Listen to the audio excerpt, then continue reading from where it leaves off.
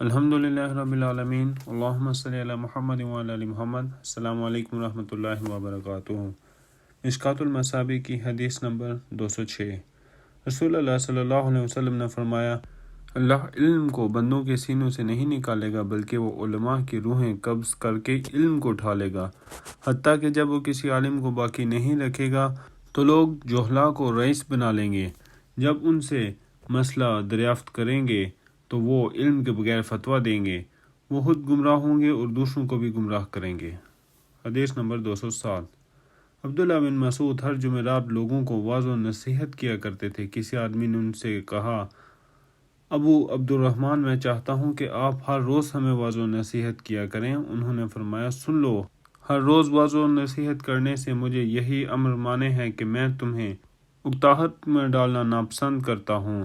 میں واعظ و نصیحت کے ذریعے تمہارے ویسے خیال رکھتا ہوں جیسے رسول اللہ صلی اللہ علیہ وسلم اس اندیشے کے پیش نظر کہ ہم اکتا نہ جائیں ہمارا خیال رکھا کرتے تھے۔ حدیث نمبر 208۔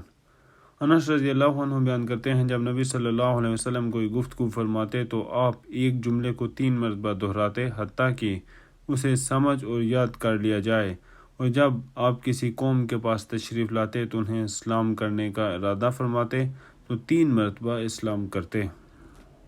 حدیث نمبر 209۔ ایک آدمی نبی صلی اللہ علیہ وسلم کی خدمت میں حاضر ہوا تو اس نے عرض کیا، میری سواری ہلاک ہو گئی ہے، آپ مجھے سواری عنایت فرما دیں۔ آپ صلی اللہ علیہ وسلم نے فرمایا، میرے پاس تو کوئی سواری نہیں۔ ایک آدمی نے عرض کیا، اللہ کے رسول، میں اسے ایسے آدمی کے متعلق بتاتا ہوں جو اسے سواری دے دے گا۔ تو رسول اللہ صلی اللہ علیہ وسلم نے فرمایا، خیر و بھلائی کی طرف رہنمائی کرنے والے کو اس بھلائی کا سر انجام دینے والے کی مثل اجر و ثواب ملے گا۔